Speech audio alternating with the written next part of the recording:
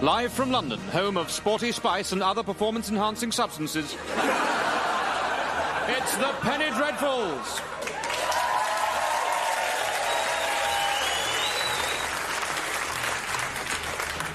Brought to you by Social Injustice, the exotic new fragrance for men. This is the Brothers Faversham.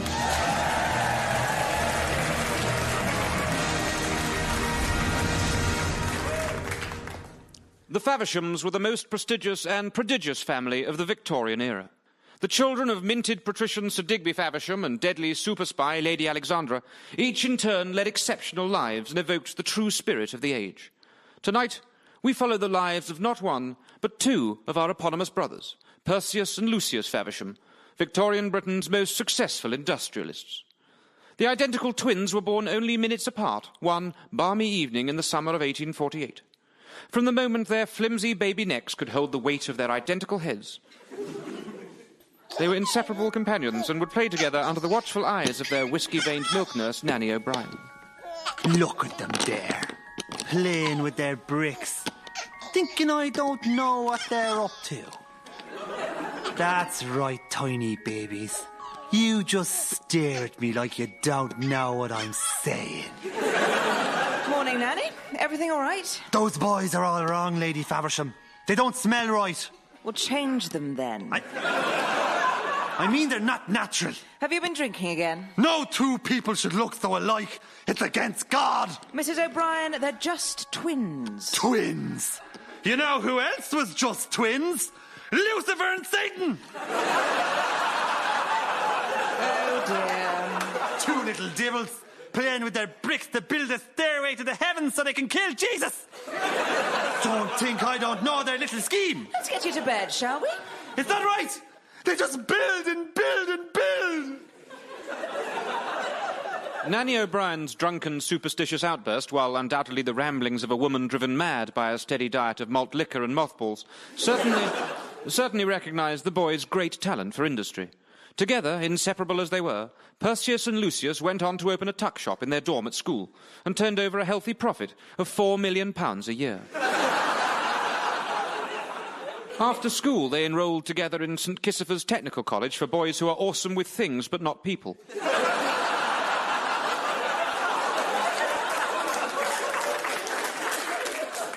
But it was here that something went terribly awry.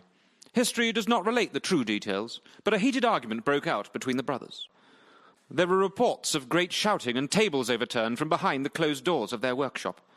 The following day, the day of their graduation, neither boy appeared at the ceremony, and indeed, so acrimonious was their split that each refused to work with the other ever again. The 21-year-old Perseus, or Percy as he liked to be known, decided to go into business for himself, and so, with his share of the tuck shop earnings, bought himself a small factory. Well, this is nice. A wonderful place to work, wouldn't you say, Mr. Bluff? Aye, it's all right as factories go, Mr. Faversham. It's only rated a 6 on the limb endangerment scale. From humble beginnings, eh? How long have you worked here? Oh, year and a half, man and boy. Excellent. Do you like the job? Well, it's all right, I suppose. Then I shall pay you twice what your previous employer did. Now, do you like the job? Aye, well, a lot more, sir, thank you. No need to call me Sir, Mr. Bluff. Percy will do. Or Mr. Percy. Or why not call me new best friend? Now, why don't you show me how the new factory works? New best friend, you put your wood in here, and you turn it on with this lever, and buttons come out over there. Fantastic. Then, Mr. Bluff, I want the wood chipper-matic emptied out. The workers may take as much as they like home for use as firewood. Emptied out? Well, how will we make the buttons? Oh, we shan't be making buttons. We shall be making something far more magical. Duffels? No, Mr. Bluff. Chocolate. Armed with his dream of making buttons out of chocolate,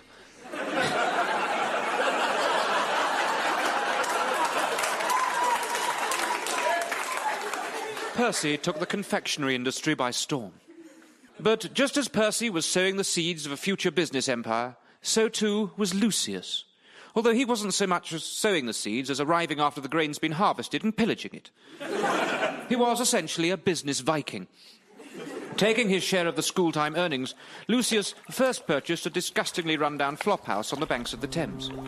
Here he installed himself at the centre of an ever-increasing net of carefully controlled lending, acquisition and expansion. Please, Mr. Lucius, the shop's all I've got. I promise I can have the rest of the money I owe you by next week. I have no doubt, Mr. Crochet. I have no doubt at all. But I must consider the example this sort of thing sets. If I let you have another week, then the next fellow who gets behind will come snivelling in here like some wet fart made live and say, "Please, sir, can I have some more time?" And with that same pathetic face. "No, sir, I shall have my 3 shillings now, or I shall have your shop." Please, my poor daughters. What shall I do with them? Oh, well, I'm not completely heartless. Your daughters can continue to work in the shop. Oh, thank you, Mr. Faversham. They're only 7, but they're hard workers. I hope so. I'm turning it into a match factory. Tell me, how are your girls at inhaling large quantities of sulphur? Not very good, I shouldn't think. Oh, dear. Well, they shall have plenty of time to practice on their 20-hour working days. Oh, but Mr. Faversham... No buts, Mr. Crochet, no ifs. They shall receive a 20-minute break at midday every day and the princely sum of 2p a month. All this and breakfast thrown in for the unbeatable price of 2p a month.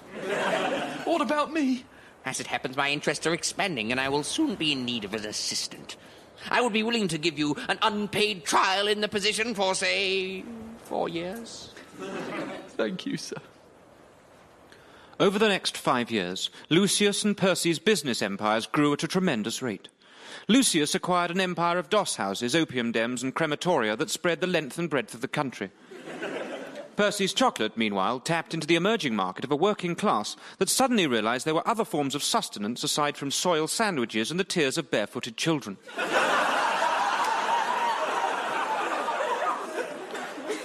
They went ape-mental for chocolate, sherbet, and by good fortune, a byproduct of the sweeties melting process, porcelain ducks. But Percy's happy-go-lucky nature had made him too trusting, and the discovery of some financial irregularities in the company books led him to the house of his own foreman, Mr. Bluff.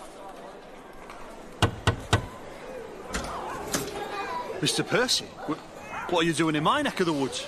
I'm very sorry you've chosen to let me down, Mr. Bluff. Sir? It's all here in the files, clear as day. Do you think I was an imbecile, Mr. Bluff? Yes. Oh. It was all that jollity. I thought you were a simpleton. I see. Please, Mr. Percy, don't send me to prison. My poor wife and kids, they wouldn't. They couldn't survive. Why did you feel the need to steal from me? My youngest got sick and I couldn't afford the bill. I'm sorry, I'll never steal again, I promise. Fear not. Go inside and fetch your wife for me. I wish to speak with her. Of course, Mr. Percy. Pauline! Guest! I'm shitting!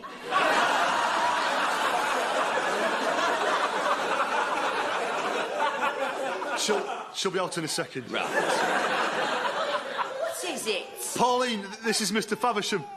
Mr. Faversham, it's my wife, Pauline. Oh, by my life! Percy Faversham! What an honour! Mr. Caramel-scented Wizzo himself here on my doorstep! It's such a pleasure to meet you, Mr. Faversham. The feeling is mutual, Mrs. Bluff. Oh, did you hear that, Ken? Mutual. How could us mixing with the rich and famous and being all mutual? Shut up, dear. Right, yeah.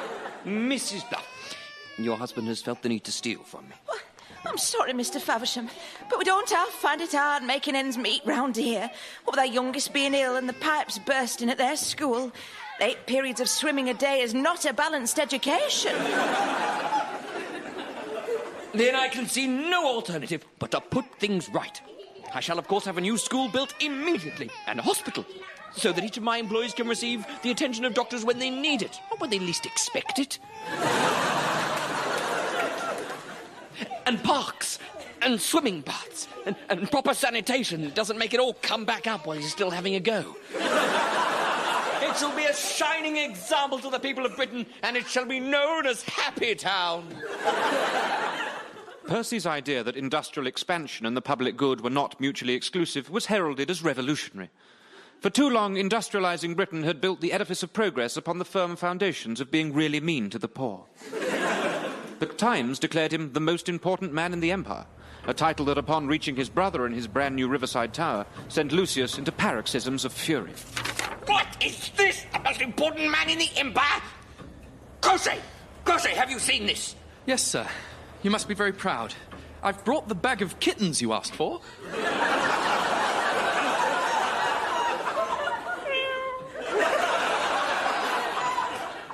I simply can't fathom it. It's ridiculous. Most important man. He is very successful, sir.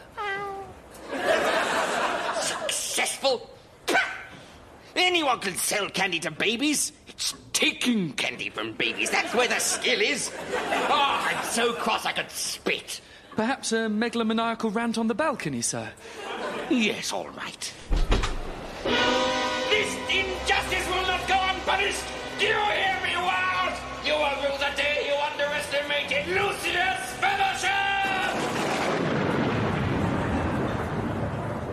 Do you feel better, sir? No, I feel worse. My worthless twin brother is getting the better of me. We've lost 8 investors since he made that philanthropy popular. And more will follow. You mark my words. He is enriching the lives of his workers, sir. Enriching the lives of his workers? Oh, look at me. I'm building a hospital for vicars. Oh, look at me. I'm going to sponsor an owl. Any fool can give things away. That's not sustainable, though. Sir? You say people shouldn't be handed everything on a plate like giving a saucer of milk to an adorable kitten. They should have to work hard, like this particularly fluffy kitten who... Oh, yes, hello. Hello. Who's a cute little fellow? You are. Look, got to take these kittens away. They're getting in the way of my anger. Yes, sir. Thank you. I shan't stand for it. He's making us, honest to God, traditional, hard-working businessmen look like common crooks. And we're losing money in the process. Another rant coming on, sir. Yes. Do you hear me, world? I swear I'll knock Perseus Faversham from his bloody pedestal by any means necessary. Crap, that lightning was close. Shall we go inside, sir? Yes, doesn't look safe out here. Why did you want these kittens? Do I have to have a reason? As Lucius schemed and plotted in his Limehouse Tower, Percy made good on his promise to his workers.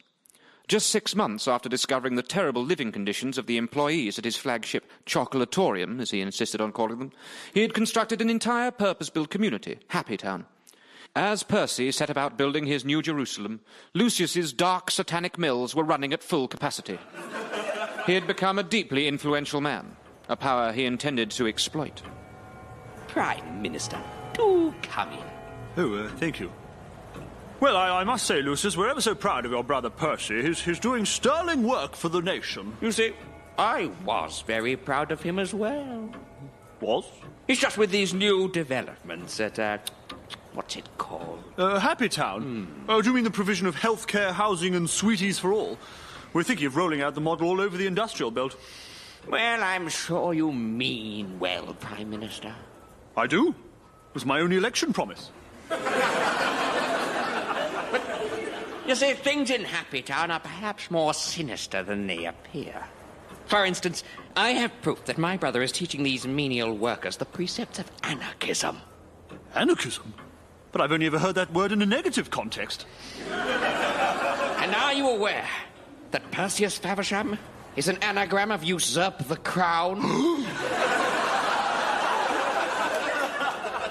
What does all this mean? Prime Minister, I have here in my hand irrefutable evidence that Percy Faversham is attempting to found a separatist state right here within Britain. No! Yes. He intends to overthrow the government. The government? That's me! Yes. And you'll be first against the wall when the revolution comes. Oh, that doesn't sound so bad. Where they'll shoot you. Oh, I'd probably best be, getting off. Anyway, thank you for this, Lucius. Much obliged! Sir, was everything you said about your brother true? True enough, Crochet, true enough. I think my brother is about to find himself in some very hot water. I am teabagging him, if you will.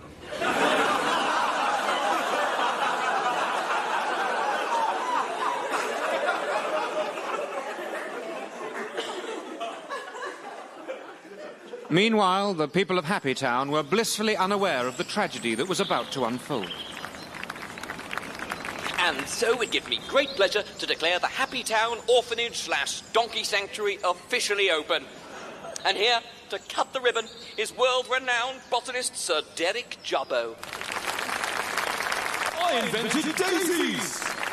Yes, you did. And jolly lovely they are, too.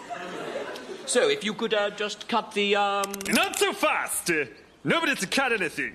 Everyone here is to consider themselves under arrest and this ribbon cutting to be declared null and void. My name is Major Campbell, and my men and I are here to take you into custody as an enemy of the crown. What? I'm afraid the game's up, Mr. Faversham. My men and I are here to bring about an end to your treachery. Treachery? But I'm just a humble chocolatier! You're a traitor and a member of the Rebel Alliance. Sergeant! Look, Major, I think there's been some sort of misunderstanding. This man is Sir Derek Jubbo, the botanist. He's here to cut the... Look out, sir! He's got a pair of scissors!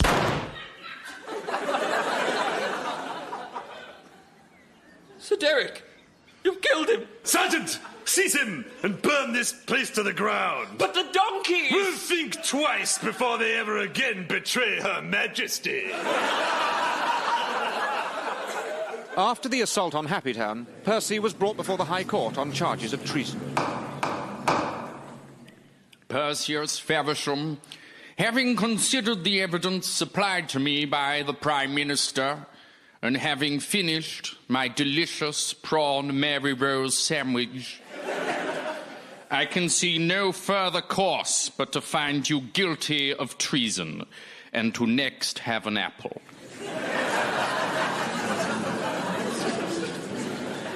Now, what is this? A letter? Right. Excuse me. Reading. Well, Mr. Faversham, I have in my hand a letter from your brother Lucius, asking me to take into consideration the good you did for this country.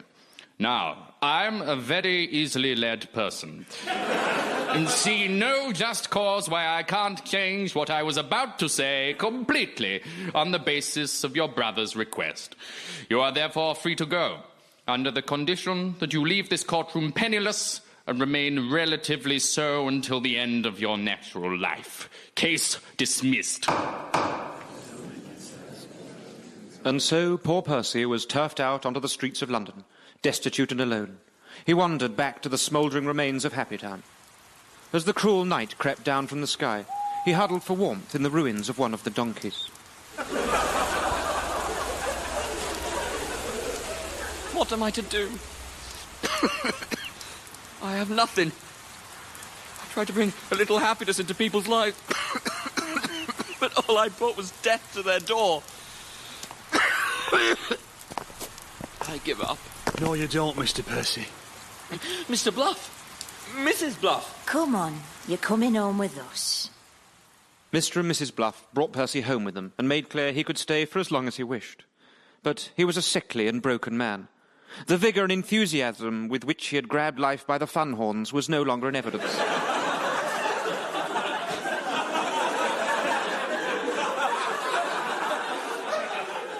His spirits had been crushed. Across town, however, his twin brother, Lucius, architect of Percy's destruction, was in high spirits indeed. There it is, Crochet. Front page of the Times. As sure as day follows night and flies follow you. Percy Faversham disgraced. Brother Lucius named Empire's most important man. Free coupon on page... Oh, that bit's not relevant. But look, Empire's most important man. I told you I could beat him. You must be very proud, sir, deceiving all those people. Why, thank you, Crochet. I won't be part of it. Won't, Crochet? Won't! You're fired! I want you gone within the hour. Happily. I would rather my family and I starve in the Limehouse slums than spend another second being part of your villainy. You disgust me, sir. I shan't help you any more. Sir? Lucius had passed out. Robert Crochet, forgetting in an instant the angry words he had spoken only moments before, rushed to his fallen master's side. Lucius was still breathing, albeit shallowly, and so Crochet carried him up the 93 flights to the chamber at the top of the tower and put him to bed. Lucius came to for one brief moment, just long enough to utter the tender words, "Bugger off," before collapsing again into a stupor. As Crochet quietly shut the door to Lucius's room behind him, across town, Mr. Bluff was gingerly opening the door to Percy. Mr. Percy, I know you've not been feeling too good, so we've made you a dear cake. Oh, where the bloody hell's he got to? Have you given him the cake? He's not here! Oh, bless my soul, he's forced the window open. Hang on. He's left a note. What's it say?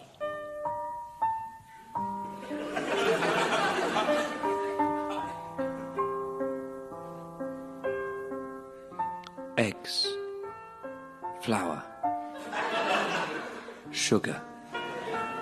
To my dear Mr. Bluff, by the time you read this, I will already be dead. My brother has taken everything I have, and I can no longer bear to exist in the same world as he. Thank you for the kindness yourself and Mrs. Bluff has shown me.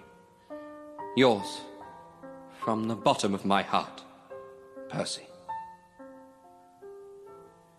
P.S. I hope you can forgive me for writing over your shopping list.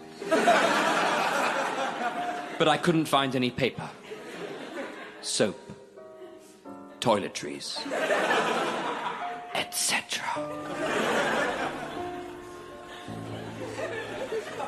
Oh, Percy, you damn fool! What is it, love? Where's Percy? He's gone! Gone? Aye, he's given up. Ended it all. Gone to the great chocolate factory full of dead folk in the sky. Oh, no. And that bastard brother of his drove him to it. Where are you going? To find Lucius Faversham. He'll answer for what he's done. Oh, by heck. He'll answer for it! When I've got time. In the meantime, Lucius's condition was deteriorating, and Robert Crochet was forced to seek outside help. Doctor, thank you for coming. Lucius is deteriorating fast, I'm afraid. He's mentally and physically exhausted. I see. Tell me about his behaviour. Have there been any abnormalities? I couldn't say. He's asked me never to enter his chambers. I've had to slide all of his food under the door. He won't let me care for him. That must be very difficult for you. It bloody is. Only ham fits under there. And milk. I tell you, once you've started to force a banana under a door, there's no turning back. When's the last time you saw him? In truth, I've not laid eyes upon him in 3 weeks. Well, you're right to send for me. Let's see how he is. You're a locksmith? I have a little breaking and entering. It's just a hobby, though, you know, 5-a-side team at weekends, that sort of thing. Who's there? Go away! It's me, Mr. Lucius. I brought a doctor to see you. I don't need a doctor. I'll be the judge of that, thank you. This man's burning up from a fever. Close that window at once. The doctor examined Lucius, but his diagnosis was grave. Lucius was dying. It seemed that his will to live was too weak. After the doctor had left, Robert Crochet sat by Lucius's bedside and mopped his brow with a kitten.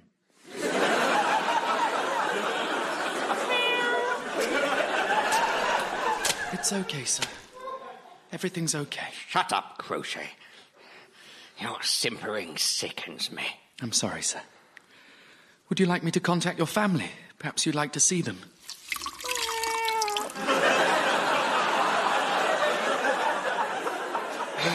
No, Crochet, I'm finished.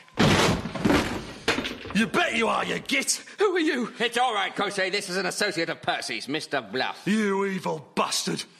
How could you betray your own brother? You know, twin! I guess it's in my nature. You killed him! I did. You're a murderer. And I've lived with it for 30 years. 30 years? Talk sense, I saw Percy Faversham yesterday. I am Percy Faversham.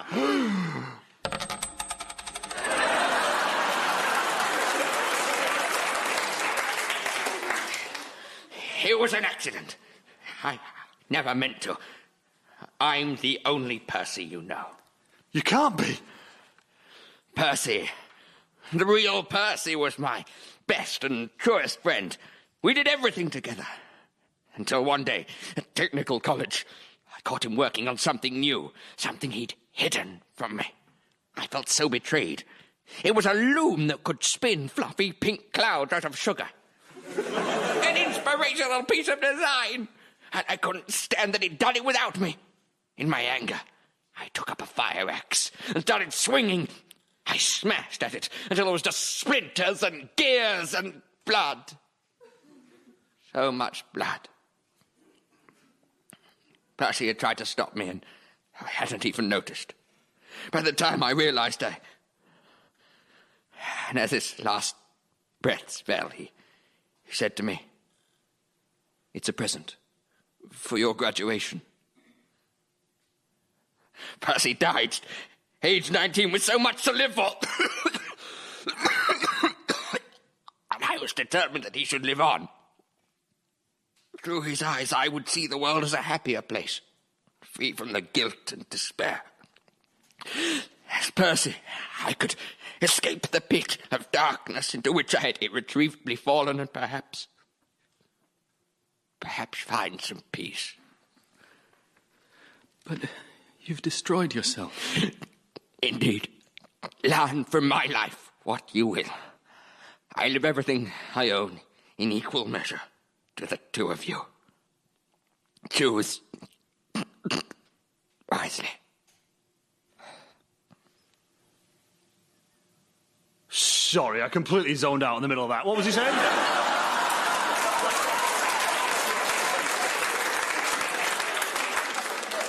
And so Mr. Bluff and Mr. Crochet went on to many wonderful and enterprising things, carrying on the legacy of Percy Faversham, the man they had never known. In his honour, they had a sculpture of the two brothers erected by the lake at the Faversham family home, immortalised together as they had never been in their adult lives, as a series of rubbish geometric shapes.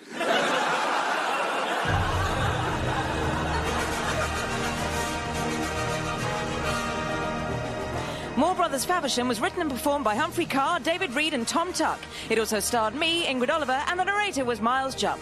The script editor was Richard Turner and the producer was Julia Mackenzie.